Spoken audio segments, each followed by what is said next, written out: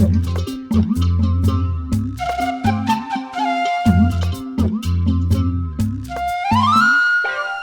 বসে ঝিমায়, কেউ শুয়ে ঘুমায়, কেউ করে আড্ডা গল্প, কেউ বউ পেটায়, কারো বউ ঝাঁটায়, স্বামীকে শাসায় বেড়ে গল্প, কেউ বসে ছায় শীতল গাছটায়, কেউ আছে প্রেম করার চেষ্টায়, বাঁশেরও বাঁশিতে তাই তোলে সুর, অলস ফুল, অলস ফুল, অলস ফুল, এই অলস ফুল। সেই কাজে খই ভাজে কথা করে খরচা, কেউ মনের জোশে মন্দ স্বভাব দোষে ঘুরে বেড়ায় নিন্দা চর্চা, খেয়ে না খেয়ে দিন কারো যায়, নেই তাতে সমাজে কারো দায়, কারো দিন যায় খেয়ে চিরা মুড়ি গুড়, অলস ফুল, অলস ফুল, অলস ফুল, অলস ফুল।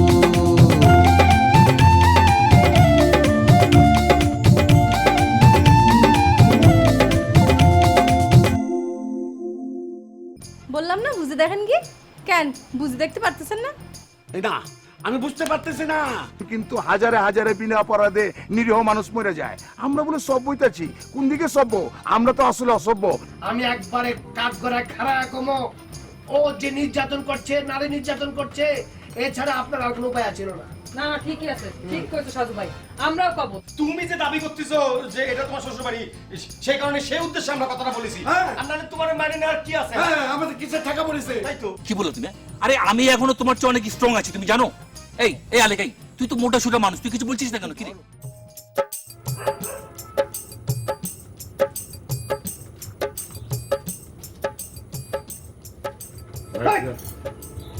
তুই আমরা মাফ করে দিস, আমি তোর মাইরেছি। এই সংসারে তো আমরাই। সেদিন তো তোর সঙ্গে একটা জ্ঞানজাম হয়েছিল, আবার দুজনে মিলাই দিয়েছি। সেরকম করোনা তো আরেকবার মিলাই দিবে না প্লিজ। প্রকাশ্যে এরকম জ্ঞানজাম করা ঠিক হবে না। আমি ওই মানি না, কোনো বাপ চাউন মানি না, সোজা কথা আমি এটা বিরুদ্ধে করছি।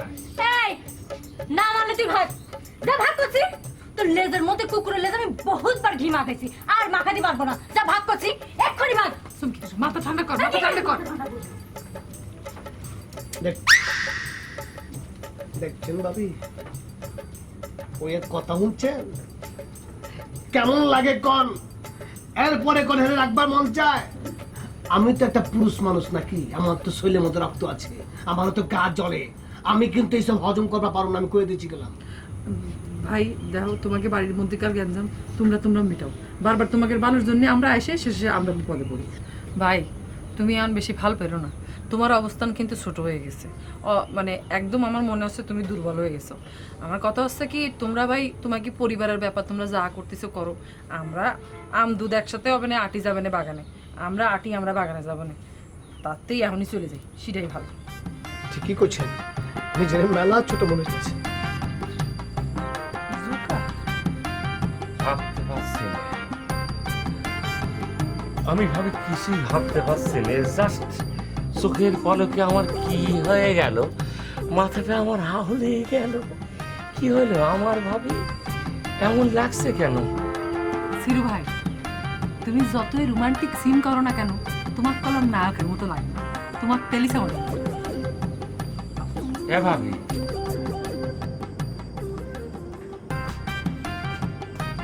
মামা মামা, আপনি তো নিজের গানই শুনলেন যে আমি আপনার ভাগ্নের ভাই, এখন আপনি আমার সাথে এরকম মেসেজ দেখাচ্ছেন কিছু। ও মামা মনে রাখছেন? ঠিক আছে, এক কাজ করি, আপনারা সুন্দর করে এক কাপ চা বানাই, চা দিয়ে ভিজে ভিজে মুড়ি খান, মজা লাগবে। আমাদের ঘরের পরে ঘরে কেউ কোনোদিন চা খায় না। কেন মামা? কেন আমরা সেটা তোমার শুনতে হবে, সেটা শুনে আবার আর একটা ঝামেলা বাঁধাবাতো, বাজে কথা বলবা। বুঝতে পারছি, একটা ধারণা আমি করেছি। কি ধারণা করেছো কম দেখি? অলসপুরের লোকজনের বাড়িতে চা বানাতে কষ্ট হয় তো, সেজন্য দোকানে গিয়ে চা খায়। অবাক হয়ে গেলেন? মামা, এই গল্পটা অবশ্য আপনার ভাগ্নের কাছ থেকে শোনা। তাহলে কি প্রমাণিত হলো? মামা, এত বেশি ক্লোজ না হলে পরে কি এই ধরনের গল্প করে? আপনি কোন? তা এখন আমার কি করতে হবে? কিছুই করার দরকার নেই মামা। আচ্ছা, ওই যে বেলিদের বাড়িটা কোন থেকে একটু করতে পারেন? সে তো এখন কায়সাবানের বউ, সে হচ্ছে ওই যে আমাদের বাড়ি থেকে এ বাবা, এই চুপ চুপ, একদম চুপ, কোনো কথা বলবা না। আরে বেলি কোথায় থাকে না থাকে সেটা জানা তোমার দরকারটা কি? হ্যাঁ? আচ্ছা, মামা, আপনি আর আমি কথা করছি, আপনি আমার মামা, উনি হচ্ছেন কি আমার ভাসুর। ওনার কিছু জন্য জানা লাগবে, উনি আমাদের মধ্যে কথা করছে কিছু জন্য। এই দেখছি ইয়াদুবির একটা এই বাসুর মানে তো বড়, তাই না? হ্যাঁ, তা আমার তো তোমারে শাসন করার অধিকার আছে না? হ্যাঁ, করেন শাসন, শাসন করতে কে মানা করছে নাকি? কিন্তু কথা হচ্ছে গিয়ে ওই বেলি নামটা শোনার সাথে সাথে আপনার বুকের মধ্যে এরকম সেট করে উঠে কিছু জন্য। দেখছো বিয়াদবির একটা লিমিট থাকে, তাই না? মানে বেলির নাম শুনে সেট করে ওঠার কি আছে? সেট করে না উঠতে এরকম করতেছেন কিছু জন্য। ওই বেলি নামটা শোনার সাথে সাথে একটা মনে হচ্ছে যে সারা অঙ্গ প্রত্যঙ্গ একেবারে জ্বলে পুড়ে ছারখার হয়ে যাচ্ছে। এই যে দেখো দেখো মামা, দেখো তার দাবি অনুযায়ী আমি হচ্ছি তার ভাসুর, কিন্তু ভাসুরের সঙ্গে কেউ এরকম ব্যবহার করে? তাহলে কি প্রমাণ হলো? আসলে আমি তার ভাসুর না, আমার ছোট ভাইয়ের সঙ্গে তার আসলে কোনো ইয়েই হয়নি। হ্যাঁ হ্যাঁ, তাই তো প্রমাণিত হয়। হ্যাঁ, এই যে মামা শ্বশুর আলিয়া কি জিনিস সেটা মনে হচ্ছে এখনো টের পাননি। আর এই যে শ্বশুরের বাচ্চা ভাসুর, আমার স্বামী যদি 3 দিনের মধ্যে বাড়ি ফিরে না আসে তাহলে ওইরকম ভাসুরের মুখে একটা ঝামা ঘষে দেবো কই দিলাম।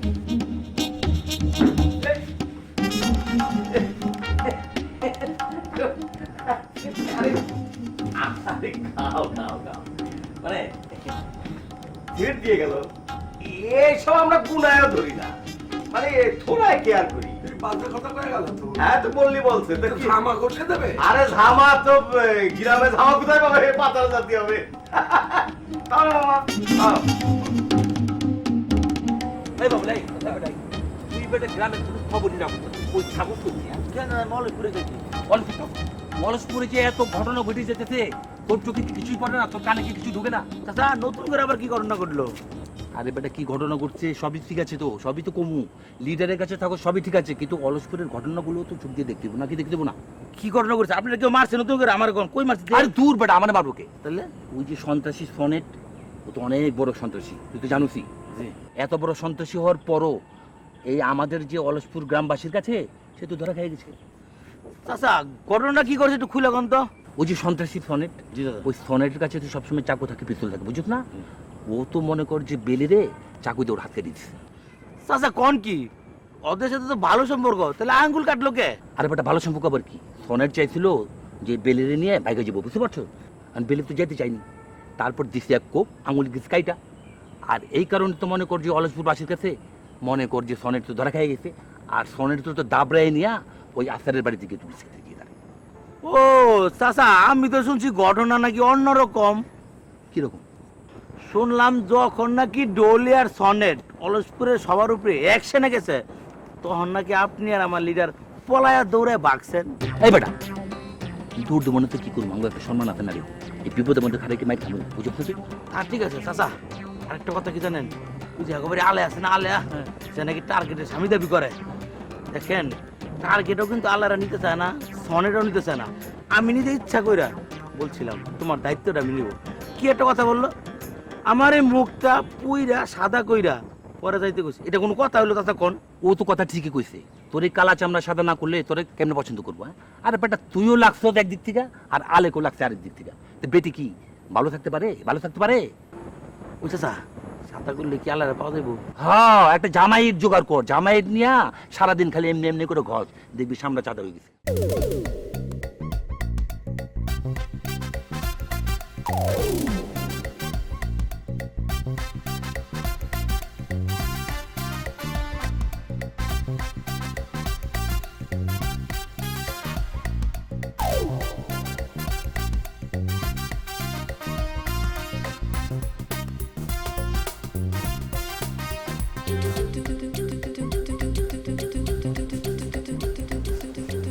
এই কিরে ডলি, তুই এরকম করে হাসতেছিস কিছু তুমি একা একা মনে মনে? কি হয়েছে বল? আরে দূর শোনে, সব কথা কি তোরে বলা যায় নাকি? তুই কি তোর জীবনের সব কথা আমাদের বলিস? বল, বলিস। হ্যাঁ বলি তো, মানে আমার জীবনে এমন কোনো গোপন কিছু নেই রে, সব কিছু তোরা জানিস, একদম দিনের আলোর মতো ফকফকা। আচ্ছা ধর, তুই একজনে মারার জন্য হাত উঁচু করলি, মানে তোর হাত দিয়ে তুই মারলি, মারতে যে নিজের হাতে নিজেই ব্যথা পেলি। যারে মারতে গেলি সে উল্টো তোরে জিজ্ঞেস করলো, আপনি কি ব্যথা পেয়েছেন? তখন তোর মনের মধ্যে কেমন লাগবে কত? এ তো জটিল প্রশ্ন রে, এ তো এক কথায় প্রকাশ করা যাবে না।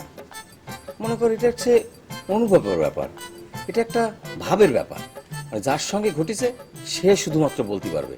মানে শুইনে কারোর সম্পর্কে এই বিষয়টা বলা আসলে সঠিক হবে না। ঠিকই ঠিকই ঠিকই করেছিস।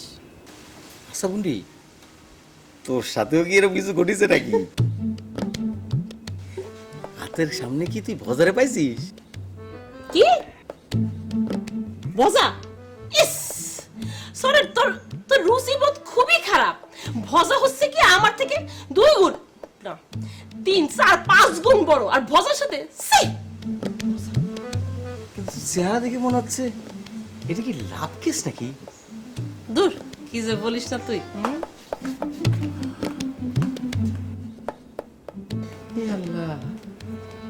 বডি মোশন দিয়ে তো মনে হচ্ছে যে এটা লাভ কেস। এরকম করে হাসতে তো আমি কোনো দেখিনি।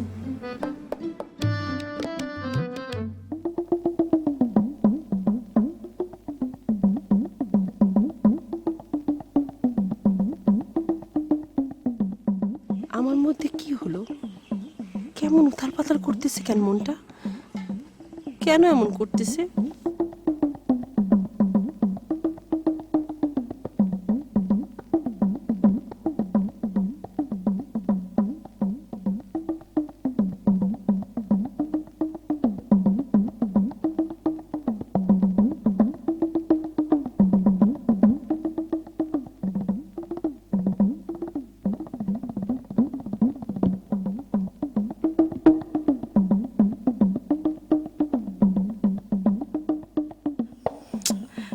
আমি তারে কই খুঁজি? এই গ্রামের কাউরেই তো আমি চিনি না।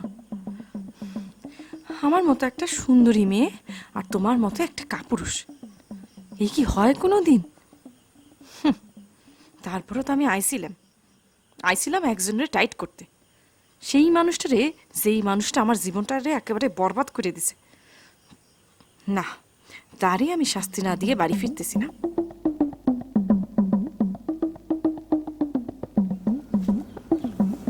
আরে নতুন ভাবি, আপনি এখানে একলা একলা রাস্তার উপর দাঁড়িয়ে রয়েছেন? শুনেন ভাবি, আপনি হচ্ছেন কি নতুন মানুষ, নতুন বউ মানে হবেন আর কি। আপনি সব সময় ওই যে বেনারসি বেনারসি শাড়ি পরে একেবারে অন্দরমহলে সাইজে গুজে বসে থাকবেন। আমরা মাঝে মাঝে আসবো, আইসা মানে দর্শন করতে আসবো। আপনি তখন ওই চৌকটের উপরে তারাই নতুন মুখে বলবেন যে ভাইজান আসসালামু আলাইকুম, কেমন আছেন? কিন্তু আসলে সেই কপাল তো আপনার নেই। ভাই, আমি যতদূর শুনছি ততদূরে মনে হয় যে আপনি এই গ্রামের মেম্বার সাহেব। যে যে যে যে আপনাদের তো আমি আছি মেম্বার। ভাইজান, আমার তো বড় ভাই নেই, সে জেলখানায় আছে। জেলখানায়? কি কারণে? রাজবন্দি নাকি? না না, দুষ্টবন্দি। ও বুঝেন না, এই সমস্ত কাজকর্ম আমি সমর্থন করি না। তারে সারানোর জন্য আমি কোনো ধরনের আপিলের চেষ্টাও করব না। খাটুক, কয়েকদিন জেল খাইতে আসুক। ভাই, আপনারা ছাড়া এই গ্রামে তো আমার আপন কেউ নাই। এটাও জানি যে মানুষ সহজে মানুষের আপন হয় না, কিন্তু আপনাদের মধ্যে যে মানবিকতা দেখতেছি, তাদের মধ্যে কোনো রকমের মানবিকতা দেখতেছি না কিসের জন্য? এটাই মানে আমিও খুব চিন্তিত ওই বিষয়গুলো নিয়ে। আসলে আমি কিছু বুঝতে পারতেছি না, এরা কিন্তু আগে এরকম ছিল না, আজকে এরকম কেন যে হয়ে গেল। ভাই সত্য যখন নিজের ঘাড়ের উপর এসে পড়ে তখনই আসল মানুষ যে না যায়। আপনি একটু চিন্তা করেন ভাই, আমি কবুল করেছি, আমার কবুল বলার পর বিয়ে করার পর তারা ভাগাই দিছে। ব্যাপারটা একটু চিন্তা করে দেখেন তো। আচ্ছা ভাবি, কিছু মনে করেন না, আমি একটা ছোট্ট দুষ্ট প্রশ্ন করি। মানে আপনি কি ওই টার্গেটকে আকৃষ্ট করতে পারেননি? সেই সুযোগ পায় নাই, পাইলে দেখতেন এই আসল ধরার পর আর ছাড়ার সুযোগই পাইতো না, মানে ছাড়তেই চাইতো না। যাই হোক ভাই, আপনারা ছাড়া তো আমার আপন কেউ নাই। আপনারা যে আমার বিষয়টা নিয়ে এরকম মুভ করতেছেন সেটার জন্য আপনাদের থ্যাংক ইউ, ধন্যবাদ। আসলে আপনারা ছাড়া এই গ্রামে আমার আপন কেউই নেই। আপনারাই আমার বড় ভাই, আপনারাই আমার আত্মীয় স্বজন। আরে ভাবি এইভাবে বলেন না, আমি আছি তো, আমি দেখবো বিষয়টা, দেখবো আমি। যে মন খারাপ করে না। জি ভাইজান, আসসালামু আলাইকুম। আলাইকুম।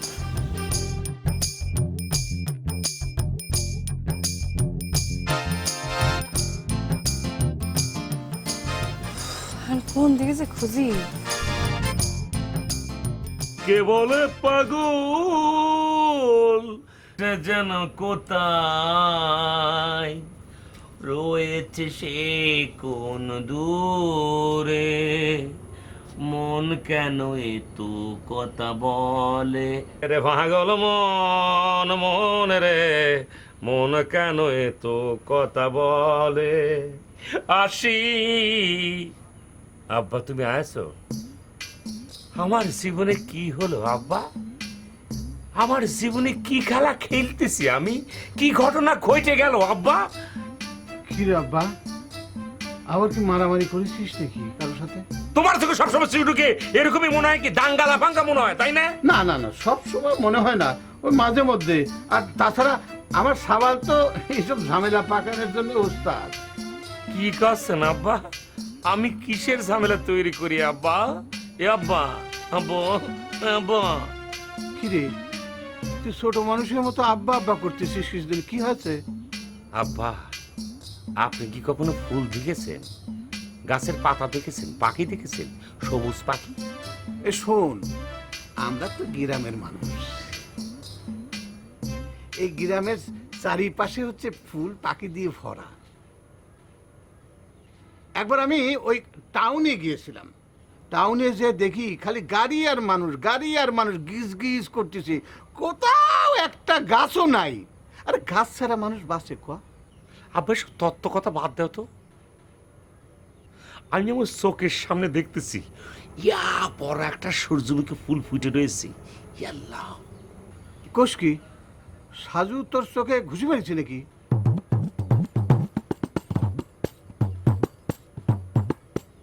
আব্বা, তোমার ছেলেরে কেউ মারেনি। তোমার ছেলে যা শুরু করেছে তাতে আমারই লজ্জা লাগতেছে। এত যদি তোর লজ্জা লেগে থাকে তাহলে মুখে রুমাল দিয়ে কোন একটা জায়গায় বসে থাক। এই এমা, কি হয়েছে ক দেখিনি? এখন কবি নে, এখন কলি পরে সব কিন্তু ফ্ল্যাশ হয়ে যাবে নে। আব্বারে পরে কোয়েশনে একটা আব্বা ওইটু উপহার হিসাবে পাবে না। ওই যে বাংলা ছবিতে দেখি না, এই যে সারপ্রাইজ কি জানি বলে, সেটা আব্বা পাবেনি। কবি না কিন্তু।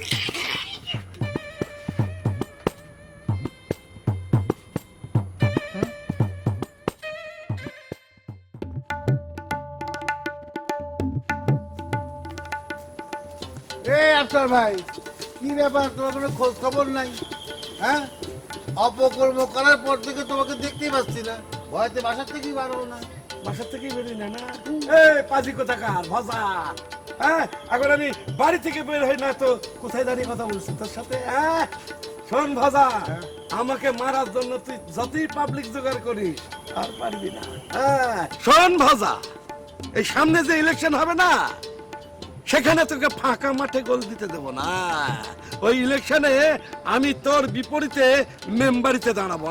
বাবা বাহ, এই মাকু দোস্ত, এতদিনে ভাইজান একটা সুন্দর ভালো ডিসিশন নিয়েছে। এই একটা মিছিল ধরো তো।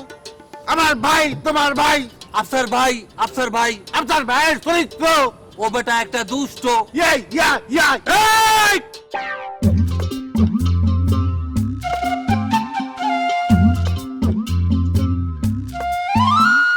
কেউ বসে ঝিমায়, কেউ শুয়ে ঘুমায়, কেউ করে আড্ডা গল্প, কেউ বউ পেটায়, কারো বউ ঝাঁটায়, স্বামীকে শাসায় বেড়ে গল্প, কেউ বসে ছায় শীতল গাছটায়, কেউ আছে প্রেম করার চেষ্টায়, বাঁশেরও বাঁশিতে